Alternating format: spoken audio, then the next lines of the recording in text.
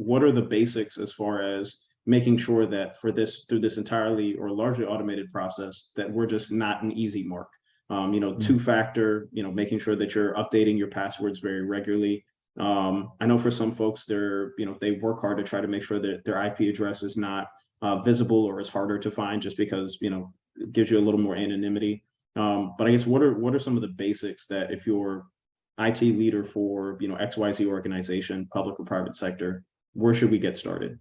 Yeah, some of the things you mentioned are obviously, a good start. But again, keeping, things, vulnerabilities shielded or patched is always a good one. Again, endpoint security is my baby. And no, I think, by the way, I'm going to answer this question. Then I'll ask you a question, Saeed, about your customers' concerns, but because I'd like to hear it from your perspective. But from this one, from my perspective, it's, building defense in depth. So we want to make security is not 100%, right? Yeah, security is seen, at least from my perspective over the years, as more of a good speed bump, right? We're going to try to create speed bumps for attackers to get into the organization or find ways to actually kick them out, right? So I usually start with endpoint security. It's my baby now. So again, he who's good at the hammer thinks everything's a nail.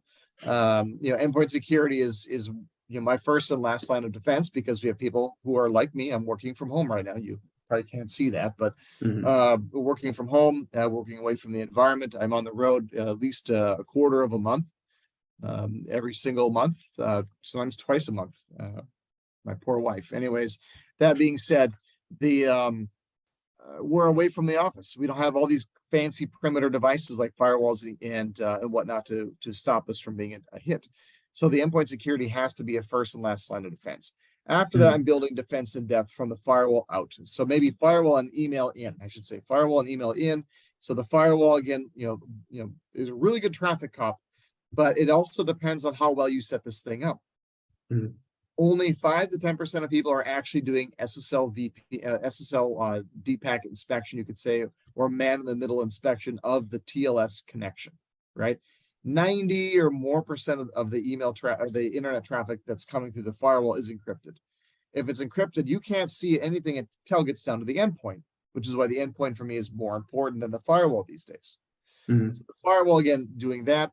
But again, if it's encrypted and you're not inspecting encrypted traffic, it goes to the endpoint. If it's a brand new file that hasn't been cataloged by the threat intelligence, it's going to go down to the firewall, right? If you don't have sandboxing, you can't mitigate against that. If it's a script, it's going to go right through the firewall as well, right? Now, conversely, looking at the email solution, which is really important as well, is that email security is really good about stopping a lot of different things these days. It's really got a lot of funding and a lot of investment over the last 5 years, I'd say, maybe the last 6 years, so to speak, given the fact of all the spray and pray stuff that we already spoke about in 2016 onward. So with that being said, then from there, we can take a look at things like sandboxing and make that centralized between the firewall, email security, and endpoint security to feed into sandboxing to give you verdicts faster. There's things that we could do. SD-WAN is a big industry change over the last 3-4 years, I'd say. Looking at things like CASBs, or if you want to bundle things together into a SASE offering, secure access service edge, bundling things together, which includes a lot of these things plus SD-WAN. There's things like CASBs if you're getting into protecting SaaS apps, and there's ways to protect cloud workloads. There's a lot of things that we're doing there. So there's a lot of those. Interestingly, the recommendation that I've heard recently that I really like is that try to outsource the simple things. It's just to get away from IT security and think about a restaurant. They say in order to run a successful restaurant, you have to do 100 easy things really well, right? So outsource those 100 easy things to a service provider, and then focus on your staff on doing the hard stuff, building integrations, being more proactive about the security. So that's what we outsource thing. We recommend outsourcing to like us.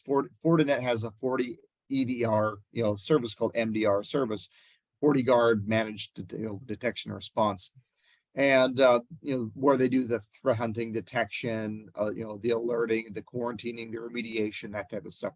The easy routine things, outsource that, focus on the hard stuff with your staff. Definitely. If we could kind of touch on some of the stuff that Fortinet does. So the Fortinet CTAP is a free resource that allows for security assessments. It's something that has been around for a while, but we've met Yeah. more and more folks who don't know about it. For somebody that is looking for maybe a free way to just get kind of the lay of their land as it relates to security and network operations, I think there may also be a separate CTAP for email security, or is it the same CTAP? I don't want to speak about it specifically, Okay. to be, no, I don't want to be wrong. So, but yeah, Okay. there's, CTAP options are important, for that assessment. So, Yeah. So the CTAP is something that, we started making sure that we're, I usually say evangelizing and make sure we promote that with the folks that we work with. But, it's a great way to take advantage of something that's at no cost, again, because whether you're a big organization or small, budget as it relates to IT is usually a little less than what it should be. And we found that, in almost anywhere we go, even the large organizations, their IT department is either having their budget pulled in too many directions, or maybe they're not being given the necessary budget for everything they have to do. So the CTAP's really great. It's non-invasive. We've used it with quite a lot of folks. But it just helps you to get an idea of what's going on as it relates to your network, seeing what's on your network, and also seeing what things might be creating a security concern for you just to keep an eye out for. It's not the deep tissue pen test, and I don't want to promise anybody that a CTAP is something to replace a pen test, but pen tests can also be very costly depending on who you are and your type of organization. So always take advantage of free resources when you can. For anybody that's in the K-12 space, Fortinet's K-12 cyber awareness training is a really great tool to try to make sure that your staff and your colleagues are aware of what's going on as it relates to phishing. That's still the number one way that you can be breached as it relates to ransomware. I think Fortinet's working on a college version of that, but they're not ready to give a release date yet. So fingers crossed, comes out sooner rather than later. Yeah, but the K-12 resource is out there already. Yep. And it's available to the public as well, for anybody who just like to, purchase a cyber awareness tool, but the K-12 version is available at no cost.